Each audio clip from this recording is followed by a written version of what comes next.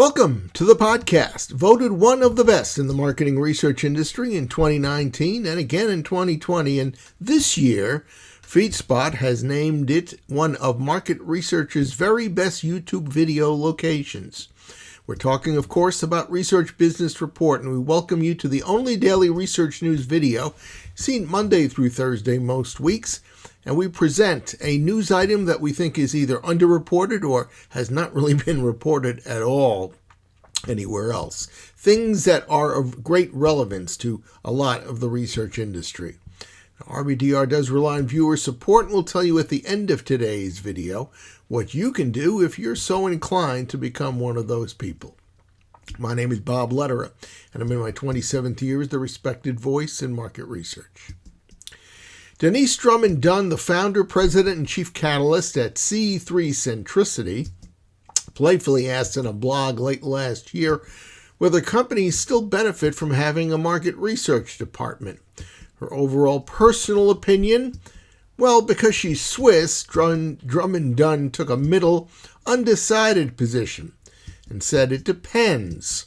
Now, she's gung-ho about any market research department that integrates and analyzes information from multiple sources and then delivers actionable insights and recommendations to an organization. But too many organizations are just very traditional and not really following that pattern.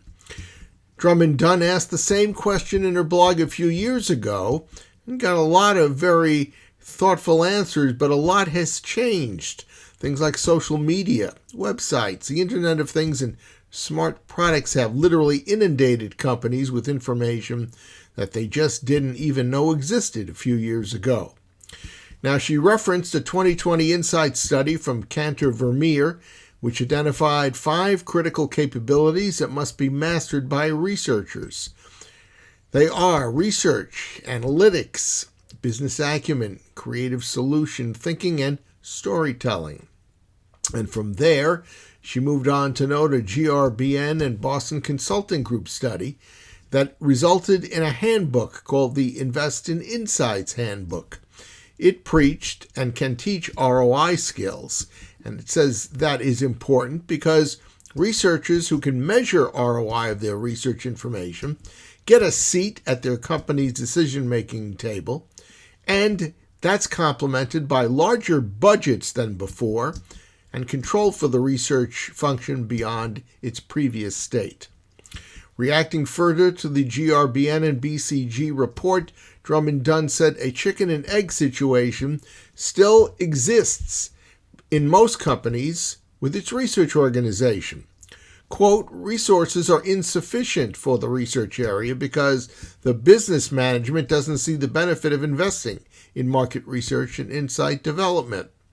The market research department, she continued, thus struggles with insufficient budget and personnel to provide the support that it should and could provide. Insofar as barriers to getting that ROI measurement that could be a difference maker, the GRBN BCG report laid out a handful of primary and secondary concerns. And that led Drummond-Dunn to conclude, quote, the market research profession is in need of a significant overhaul. But, she opined, local, national, and international groups in the research profession are aware of those difficulties and actually have groups that are in place to try to develop and to bring to the market potential solutions. That's a wrap on today's Research Business Daily Report. Now, we did mention at the start of our video that we are in need of RBDR Patreon supporters, and we would like you to be one of those new ones. It involves providing a monthly contribution, which you can do by visiting our exclusive crowdfunding platform at patreon.com/RBDR. And once you're there, you can select a level of support that works for you. And whatever it may be, we thank you in advance.